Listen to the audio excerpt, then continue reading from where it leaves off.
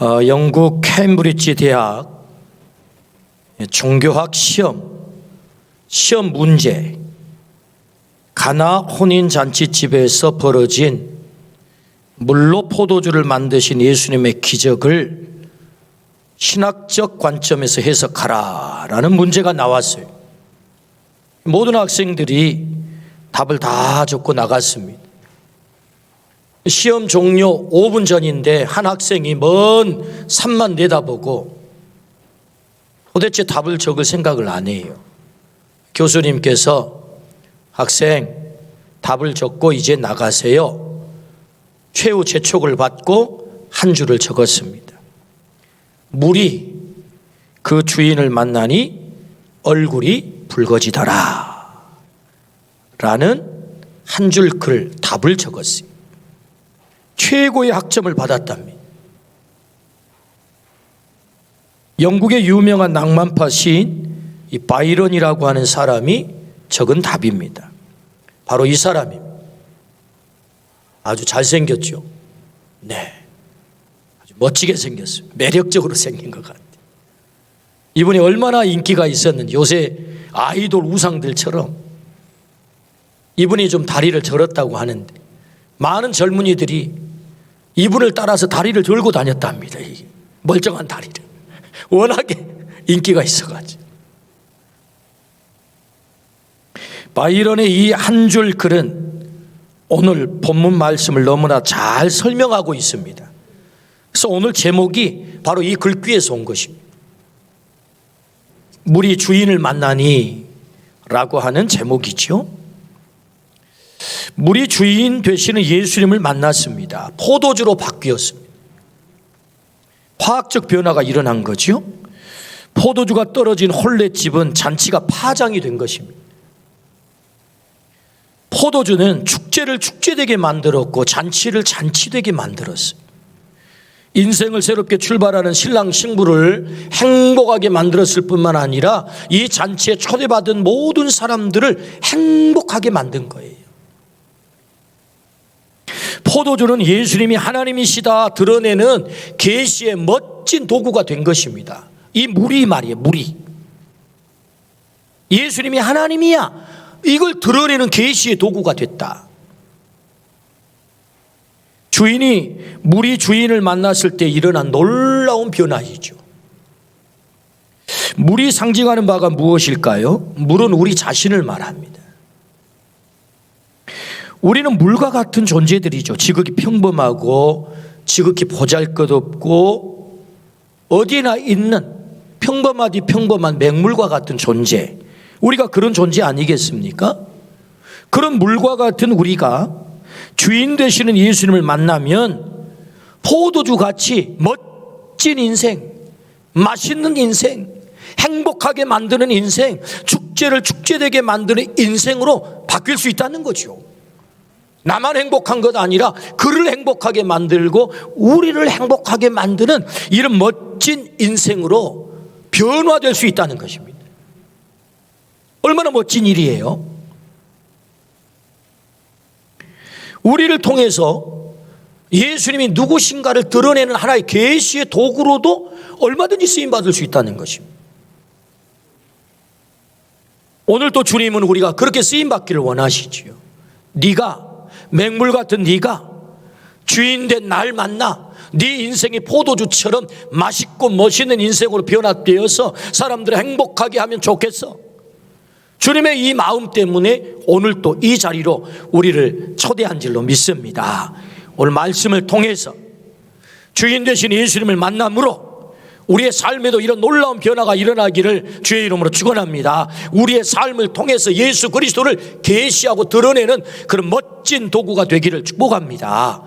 아멘. 1881년 미국 텍사스주에서 한 소년이 태어났습니다. 그의 이름은 맥칼리, 한국 이름은 맹현입니다. 그의 아버지는 유전을 가지고 있을 만큼 큰 부자였어요. 그는 어려서부터 부유한 생활을 하게 됐습니다. 남들이 갖지 못한 공부에 교육의 기회도 풍성하게 누렸는데 그런 명문 버지니아 대학에서 학사를, 프린스턴 대학에서 학사를, UTS에서 석사를, 그리고 프린스턴에서 석사를, 그야말로 초인류 대학에서 영재 수재로서 공부를 한 거예요. 이런 기회가 이분에게 주어진 거죠. 그런 그가 예수님을 만난 것입니다. 예수님을 만나고 보니까 이 자신에게 주어진 이 풍요로운 삶이 너무 죄송했어요. 나만 누리고 사는 것이 너무 죄송한 거. 나만 이런 좋은 기회를 누리고 산 것이 너무 죄송하고, 나만의 행복을 위해서 사는 것이 너무 죄송한 거예요. 그래서 그 물질적 풍요를 다 내려놓고, 자신에게 인생에 주어진 그 기회를 다 내려놓고 1907년 26살 나이로 생명을 보장받지 못한 이 조선 땅에 들어온 것입니다.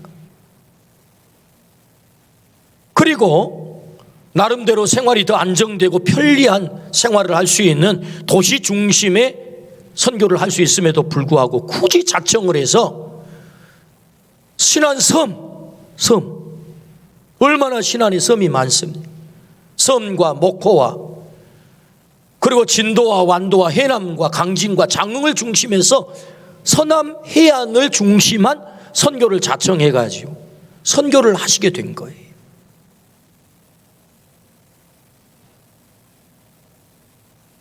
(1907년도) 우리나라에 들어오셔서 3년이 지났을 때 본국으로 선교 보고를 했는데 이런 보고를 했습니다. 95개 섬 500개 마을에서 복음을 전했습니다. 3개 교회가 세워졌고 25개 예배처가 세워졌습니다. 엄청난 보고를 한 거예요. 사진을 한번 띄워주실래요? 색바래고 아주 오래된 옛 사진입니다만 바로 가운데 센터에 앉아 계신 저분이 바로 맥컬리 선교사, 한국 이름은 맹현리 선교사. 우리나라에 들어오신 선교사님들 가운데 자국의 이름 유진벨 또는 오웬, 맥컬리 이런 이름을 가지고 계신 분들이 있습니다만은 또 한국의 이름을 가졌죠.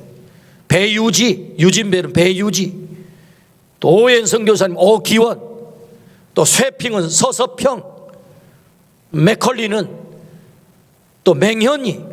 그 왜 어떤 선교사님은 보니까 한국 이름 없고 어떤 사람은 한국 이름이 있고 이렇습니까? 그것은 한국 이름을 가졌다고 하는 것은 내가 그 땅에 내 뼈를 묻겠습니다 하는 선교사들이 그 선교 현지에 이름을 갖습니다.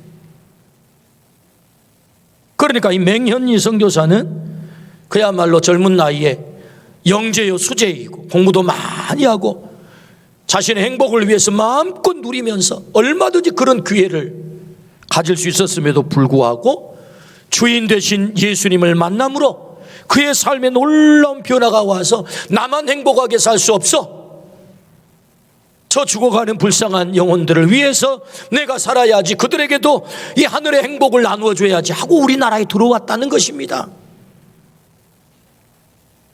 주인이신 예수님을 만난 거죠. 그의 삶에 놀라운 변화가 일어난 것입니다. 그때 1908년 전라남도 신안군 비금도 덕산리에 덕산교회가 세워지게 됩니다. 김경훈이라고 하는 분이 주인이신 예수님을 만났어요.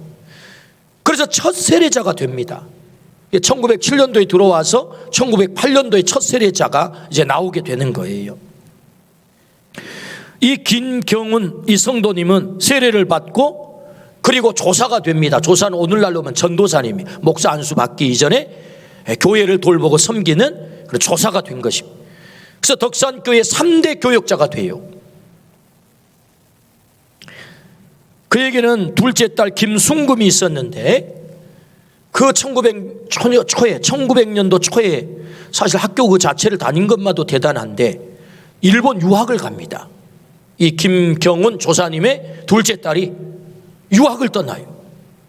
그래서 그곳에서 신학교 공부를 하고 돌아와서 원산 마르다 여자 신학교 선생님, 선천 보성여학교 선생님, 그리고 광주 수피아에서 선생님을 하시게 돼요. 놀라운 일이죠. 문맹을 깨우치고 생명을 살리는 귀한 일을 감당하게 됩니다. 촌부, 볼품없는 맹물과 같은 촌부 김경훈이 주인 되신 예수님을 만나니 그의 인생이 달라지고 그의 자녀들이 달라지고 그의 가문이 달라지고 신앙의 명문 가문이 된 것입니다. 할렐루야. 맹현리 선교사님에게 복음을 듣고 주인이신 예수님을 만난 김명구 성도님이 계세요. 김명구 성도님. 김명구 성도님에게는 세 아들이 있었는데 셋째 아들이 6.25 이전 한국신학대학에 들어갔어요. 놀라운 일이지요. 그 신안섬에서 대학을 간다는 것은 정말 굉장한 일입니다. 그래서 준목이 됩니다. 목사 안수 받기 전 목사고시 패스를 하신 분을 기독교 장로에서는 준목이라고 해요. 그 김명구 성도님의 세 아들 가운데 둘째 아들이 넷이 있었는데 네 아들 중 두 아들이 목사가 됩니다. 목사가 된 두 아들 중 한 아들이 지금 여러분에게 말씀을 전하고 있는 거예요. 할렐루야. 맹현리 선교사님에게 우리 할아버지가 주인 되신 예수님을 만나게 된 것입니다. 복음을 듣고 우리 아버지가 주인 되신 예수님을 만나게 되고 소망 없던 저에게 주인이신 예수님을 만났을 때 내 삶에 놀라운 변화가 있었다는 것입니다. 그래서 주를 위해서 살게 되고 복음을 위해서 살게 되고 생명을 전하는 삶을 살게 됐다는 거죠. 이게 뭐예요? 물이 주인을 만나니? 라고 하는 거죠. 맹물같이 볼품없고 보잘것없는 아주 평범하게 짝이 없는 그런 생명들이 주인 되신 예수님을 만나니 거기 놀라운 변화가 일어났다. 할렐루야. 물이 주인을 만나니. 우리 민족의 스승으로 존경받은 함석헌 선생님이 계세요. 그분은 유명한 책 뜻으로 본 한국 역사를 명작을 남겨놓고 가셨죠. 그 책에서 함석헌 선생님은 이런 말씀을 하셨어요. 우리 조국이 예수님을 만나 예수님과 같은 십자가를 지는 고난의 역사를 가졌으니 예수님과 같이 쓰임을 받을 것이다 라고 예언을 했단 말이에요. 그의 예언대로 우리나라는 세계를 정말 놀라게 하는 나라가 된 것입니다. 세계가 한국의 시스템을 받아들이겠다고 연구를 해요. 미국 오바마 대통령은 한국의 공교육 시스템을 좀 받아들여라. 교육자들이 그렇게 주문을 했어요. 사실 미국의 공교육은 거의 무너졌거든요. 그리고 오바마 대통령이 정말 우리나라를 바라보면서 부러워했던 것이 있었는데 그것이 바로 국민건강보험입니다. 그래서 이 의료 시스템을 만들어 보겠다고 오바마 케어를 그렇게 부르짖으면서 하려고 했지만 제대로 작동이 안 돼요. 한국의 문화를 세계가 열광합니다. 우리가 다 아는 것처럼 BTS를 필두로 해서 K-팝이 세계의 문화를 주름을 잡습니다. 우리가 생각해 넘사벽이라고 생각했던 감히 넘지 못하는 벽이다. 그런 아카데미 최우수상을 우리나라 영화가 받습니다. 드라마가 휩습니다. 한국의 문화가 세계 사람들에게 열광을 하는 그런 문화. 여러분, 문화 강국이 된다는 것은 사실은 세계 정신사를 지배한다는 거예요. 놀랍지 않습니까? 코로나를 지나오면서 이 지구상에 동시에 모든 나라에게 같은 과제, 똑같은 시기, 똑같은 숙제가 주어진 거예요. 문제가 주어졌다고요. 근데 각자 나라마다 다 문제를 풀어요. 자기 나름대로 문제를 풀어. 근데 문제의 답을 적었는데 거기 1등한 나라가 있었어요. 바로 K-방역. 할렐루야. 별로 감동을 안 하신 것 같은데 여러분, 초기 코로나가 벌어졌을 때 우리나라 K-방역을 세계가 다 모방을 했잖아요. 이 시스템을.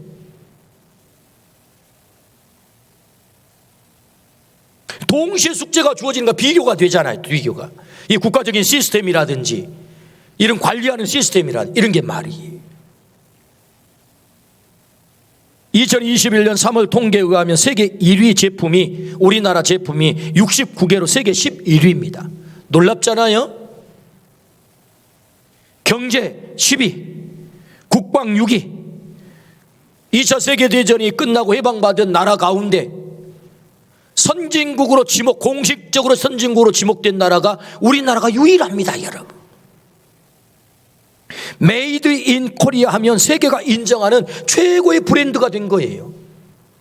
사람들은 우리나라를 뭐 폄하하고 뭐 어쩌고 저쩌고 막 얘기하지만 다 그런 건 쓸데없는 소리입니다. 우리나라를 자체를 들여다보면 대단한 나라인 거예요, 대단한. 여러분 세계를 여행해 보시면 아시겠지만 제가 세계 여행을 하면서 속상했던 것 가운데 하나가 화장실을 가는데 돈을 달라고 해요, 돈을. 아니 무슨 영국이니 독일이니 스위스니 미국이니 최고의 선진국들 아니겠습니까? 그런 나라가 뭐 화장실 조금 하고 뭐 고속도로 상에 화장실도 조금 하고 또 돈 달라고 해요, 돈 달라고. 아니 그게 몇 푼 된다고. 우리나라 여러분 고속도로 상의 휴게소는요 세계 최고입니다, 최고. 70년 전 세계에서 가장 가난한 나라였는데 세계가 한국을 연구하고 있습니다. 함석헌 선생님이 예언한 대로 우리 조국이 예수님을 만나 예수님과 같은 십자가를 지는 고난의 역사를 가졌으니 예수님과 같이 쓰임을 받을 것이라고 하는 예언이 그대로 이루어진 줄로 믿습니다. 아멘. 얼마나 놀랍습니까? 세계가 한국교회를 바라보고 있죠. 세계를 보고만 하는데 가장 앞장서는 나라가 우리나라입니다.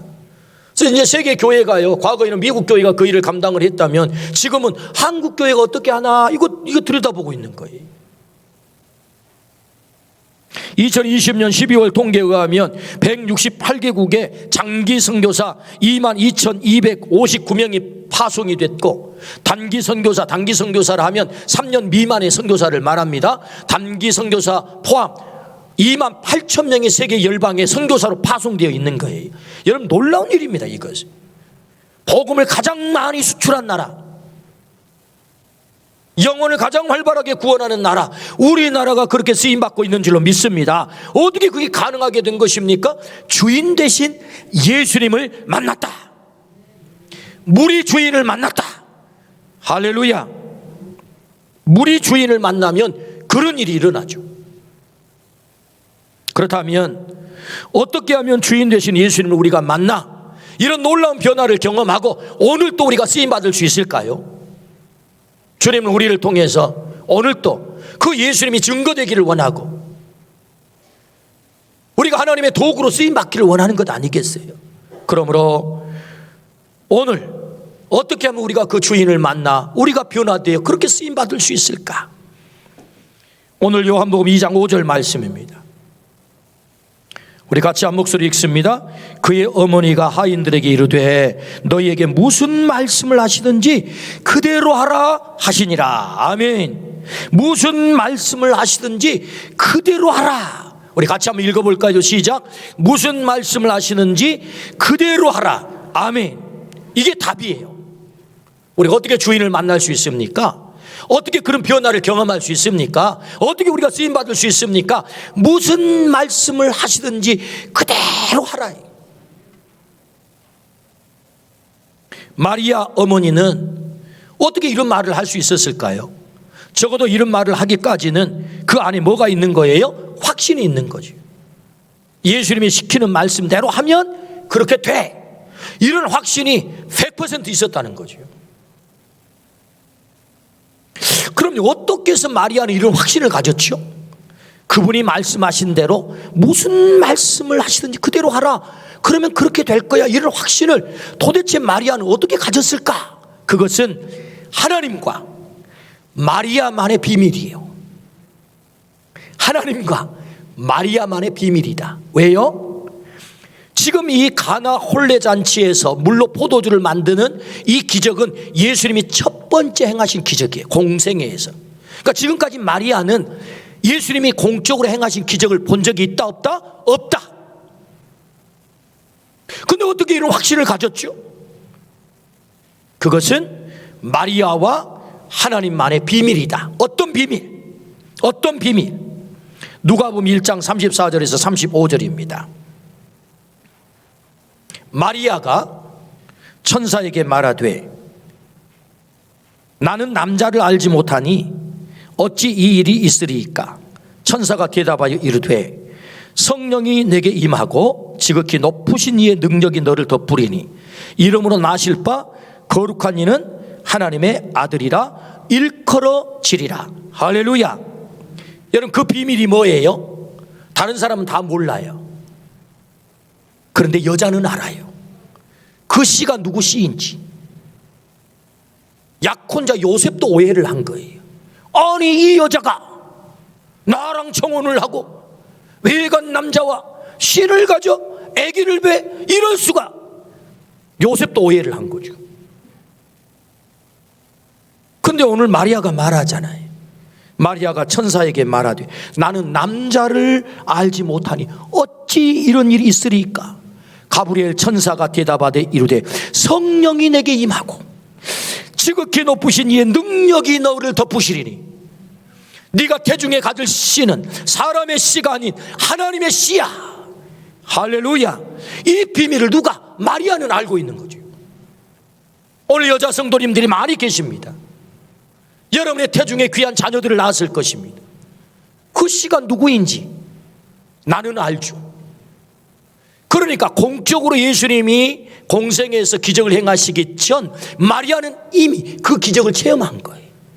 성령을 통하여 하나님이 일하신 자신의 태 가운데 하나님의 씨를 심으신 이 놀라운 기적을, 나는 남자를 알지 못하는데 아이를 갖게 된 이 기적을 마리아는 체험하게 된 거죠. 때문에 마리아는 확신했지요. 예수님은 내가 핏덩어리를 낳고 내 젖으로 먹여 기르고 내가 똥기저귀를 갈아 채워서 내 아들이지만 그냥 아들이 아닌 하나님이야. 이걸 믿었던 거죠. 이걸 믿었던 것입니다. 그래서 마리아가 이렇게 말씀하죠. 무슨 말씀을 하시든지 예수님이 말씀한 대로 그대로 하라는 것입니다. 그대로 했더니 어떻게 됩니까? 물이 포도주로 바뀌잖아요. 물이 예수님을 만나니 엄청난 일이 벌어졌다, 이런 말씀 아니겠습니까? 그러므로 여러분, 우리가 주인을 만나 우리가 변화를 통하여 나도 행복하고 그 사람도 행복하게 하는 길이 있는데, 그것은 보니까 마리아를 통해서 우리에게 답을 주세요. 그것은 첫 번째는 믿음이고 두 번째는 순종이에요. 믿었으니까 그대로 하라고 말씀하는 것이고, 그대로 했더니 어떤 일이 벌어져요? 물이 포도주로 바뀌는. 그러니까 믿음과 순종을 통하여서 주인 되신 예수 그리스도를 오늘 내가 만나게 될 줄로 믿습니다. 그 만남을 통해서 내게 놀라운 변화가 일어난다는 것입니다. 무엇을 통해서? 믿음과 순종. 믿음과 순종. 가룟 유다가 예수님을 만났죠. 그런데 놀랍게도 유다는 변화가 일어나지 않습니다. 왜 그러죠? 가룟 유다가 주인 되신 예수를 만났는데 변화가 일어나지 않아요. 그것은 예수님을 믿지 않았기 때문이죠. 여러분, 믿는다는 말은 예수님을 영접한다는 거예요. 믿는다는 말은 주인을 바꾸는 것입니다. 그런데 가룟 유다는 주인 되신 예수님을 만났음에도 불구하고 주인을 바꾸지 않았어요. 그 증거가 뭐죠? 요한복음 12장 6절. 자, 같이 한번 읽어볼까요? 시작. 이렇게 말함은 가난한 자들을 생각함이 아니요 그는 도둑이라 돈깨를 맞고 거기 넣는 것을 훔쳐가미러라. 여러분, 이 말씀이 무슨 말씀이죠? 사실 가룟 유다는 예수님 제자 그룹의 회개를 맡았거든요. 그래서 향유를 붓는 이 여인이 행한 이 행위가 그거 300데나리온이 되는 값비싼 향유를 그냥 그릇을 깨뜨려서 예수님께 다 바치고 나니까 너무 아까운 생각이 들고, 뭘 꼭 그렇게 해야 됩니까? 그거 팔아가지고 여기 돈주머니에 채워놓으면 우리가 잘 쓸 터인데, 이제 이렇게 얘기한 거예요. 그때 주님이 뭐라고 말씀? 그는 도둑이라. 유다의 주인은 예수님이 아니에요. 예수님이 목적이 아니라고. 뭐가 목적이에요? 돈이 목적이. 돈이 주인이. 그러니까 예수님 그룹의 회계를 맡아가지고 돈주머니를 차고 다니면서 자기가 인마이 포켓을 하는 거죠. 인마이 포켓을. 왜? 돈이 주인. 그러니까 예수님, 주인이신 예수님을 만났는데 주인 체인지가 안 됐다 그 말입니다. 믿음이 뭐예요? 주인을 바꾸는 것입니다. 여러분, 주인을 바꾸기를 축복합니다. 믿음은 주인을 바꾸는 거다. 내게 주인이 있었어요. 예수님을 주인으로 모시기 전 그 주인을 바꿔야 내 삶의 변화가 일어난다고요. 내가 어떻게 주인 되신 예수를 만날 수 있으며 그 주인 되신 예수님을 통해 어떻게 변화가 일어납니까? 주인을 바꿔야 된다. 예수님만이 우리의 주인 되는 줄로 믿습니다. 주인으로 예수님을 모셔드리지 않으니 더 나쁜 변질이 오는 것입니다. 가룟 유다가 가장 비참한 인생을 살잖아요. 얼마나 안타까워요. 삭개오가 예수님을 만났습니다. 자신의 집으로 영접하죠. 놀라운 변화가 일어나지 않습니까? 내가 가난한 사람들에게 내 재산의 절반을 팔아 나누어 주겠나이다. 그리고 속여 취한 것이 있다면 4배를 갚겠나이다. 지금까지 삭개오는 동족의 고혈을 팔아 매국노로서 그렇게 사람을 괴롭히며 사는 인간이었단 말이에요. 그런데 예수님을 만나고 나서 그의 삶이 바뀌었단 말입니다. 사람들에게 환영받는 인간으로, 사람들을 행복하게 만드는 인간으로.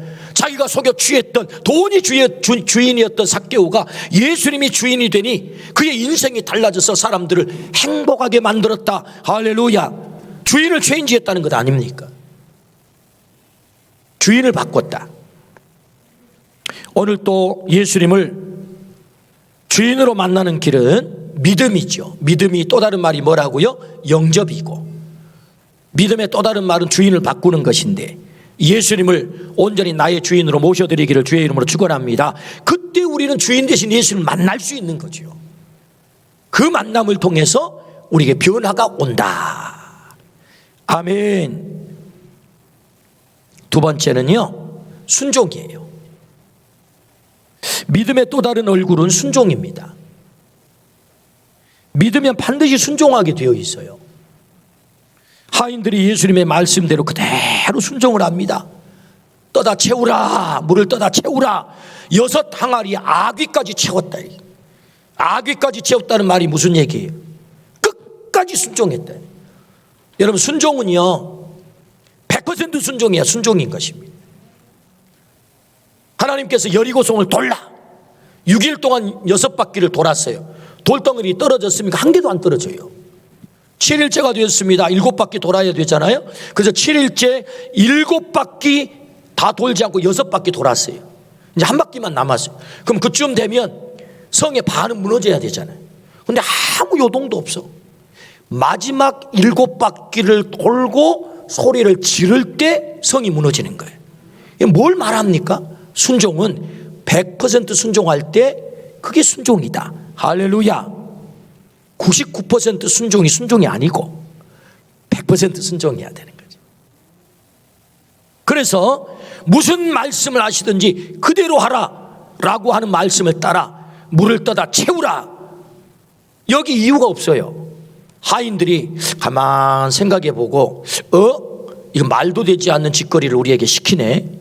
이유를 달았더라면 이런 일이 벌어지겠습니까? 이유가 없어요. 확인도 안 해요. 떠다 주라. 여러분, 하인들이 미리 좀 이렇게 찍어 먹어봐야 되는 거 아니에요? 이게 뭐 포도주로 바뀌었나? 괜히 물 떠다 줘가지고 싸대기 맞는 거 아니야? 뭐 이렇게 좀 확인해봐요. 확인도 안 해요. 떠다 주라 하니 그냥 떠다 주는 거예요. 포도주로 바뀐 줄로 믿습니다. 이게 뭐죠? 순종이죠. 이게 순종이죠. 어떤 순종은요 대단히 어렵습니다. 어려운 순종일수록 더 놀라운 일이 일어나죠. 위대한 순종일수록 더 위대한 일이 일어나는 것입니다. 노아가 120년간 순종하는데 새로운 인류의 기원이 되죠. 독자 이삭을 바치라고는 아브라함이 순종하니 그는 복이 되죠. 복의 뿌리가 되죠. 나를 따라오너라. 여러분, 배와 그물을 버려두고 주님을 따라간다는 이 사실이 얼마나 어려워요. 근데 버리고 따라가니 예수님이 책임지시는 거죠. 주님의 위대한 제자가 되는 것 아니겠습니까? 우리는 주님이 말씀하시면 뭔가 이유를 좀 달고 싶어요. 이유를. 아따, 주님 꼭 그렇게 해야 됩니까? 다른 방법 없습니까? 상식에 좀 안 맞는데요. 다음에 하면 안 됩니까? 꼭 지금 해야 됩니까? 꼭 거기까지 해야 됩니까? 뭔가 좀 말하고 싶은 게 있어요. 그런데 여러분, 순종은 즉각적이고 100% 순종이 권리포기라고 하는 책이 있어요. 김원호 장로님께서 쓰신 책입니다. 거기에 순종이란 100% 순종이다. 끝까지 순종하는 것이 그게 순종이다. 여러분, 이 순종을 하기를 주의 이름으로 축원합니다. 이 순종을 통해서 물이 포도주로 바뀌는, 물이 주인을 만나고 주인을 만나니 포도주로 바뀌는, 거기 뭐가 있었어요? 순종이 있었던 거죠. 순종에는요, 임계점이 있습니다. 임계점이란 물이 얼음이 되는 그 도가 있단 말이에요. 또 얼음이 물로 바뀌는 그 지점이 뭐예요? 그 임계점이거든요. 여러분, 마이너스 10도에도 얼음이 되고 마이너스 1도에도 얼음은 돼요. 그런데 0도씨가 돼서 플러스 0.1도씨가 되면 녹습니다. 그게 임계점이죠. 그러니까 순종은 바로 그 임계점을 넘어서는 거예요. 여러분, 우리의 순종이 바로 이 임계점을 넘어서기를 축복합니다. 임계점을 넘어서야 돼요. 그럴 때 우리가 주님을 만나 우리의 삶의 변화가 찾아오는 거지요. 맹현희 선교사님이 26살 나이에 내가 이 엄청난 풍부와 부를 내려놓고 저 생명이 보장되지 않는 나라에 어떻게 갈 수 있단 말입니까? 좀 나중에 가면 안 될까요? 더 좋은 환경이 되면 안 될까요? 이렇게 만약에 핑계를 댔다고 한다면 어떻게 와서 우리가 복음을 들을 수 있었겠습니까? 어떻게 우리가 생명을 얻을 수 있었겠어요? 26 나이, 너 가라. 예. 무슨 말씀을 하시든지 예 하고 순종할 때 와서 복음을 전하여 오늘 우리가 복음을 듣게 되고 우리가 생명을 얻게 된 것 아니겠습니까? 할렐루야. 그래서 그분의 그 순종을 통해서 수많은 사람들의 생명을 건질 뿐만 아니라 그들을 행복하게 만들었단 말이죠. 무슨 말을 하든지 그대로 하라. 순종했다는 거죠. 예배하라 할 때 예배하는 순종, 기도하라 할 때 기도하는 순종, 용서하라 할 때 용서하는 순종. 어떻게 그런 인간을 용서합니까? 아니요, 주님은 용서하래요. 그 사람과 손잡으래요. 그 영혼을 품으래요. 순종하는 거지요. 사랑할 때 사랑하는 거지요. 미안하다고 말할 때 미안하다고 말하고 할 때 순종해 보는 거지.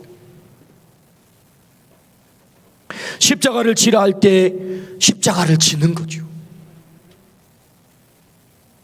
우리는 그 순종을 통해서 주인을 만나게 되고 그 주인을 만나게 됐을 때 우리의 인생이 달라질 줄로 믿습니다. 우리의 자녀들이 달라질 줄로 믿습니다. 우리의 가정이 달라질 줄로 믿습니다. 아멘. 물이 주인을 만나면 거기 놀라운 변화가 일어납니다. 아주 평범하고 보잘것없는 물이라 할지라도 주님을 만나면 거기 엄청난 역사가 나타나는 거예요. 나만 행복해지는 것 아닙니다. 내가 행복해지는 것은 물론이거니와 나를 만나는 사람을 축제를 축제되게 한단 말이죠. 오늘 우리가 그렇게 예수 그리스도를 드러내는 도구가 되어 우리가 쓰임받는다면 얼마나 멋지겠습니까? 주님이 오늘 우리에게 말씀하세요.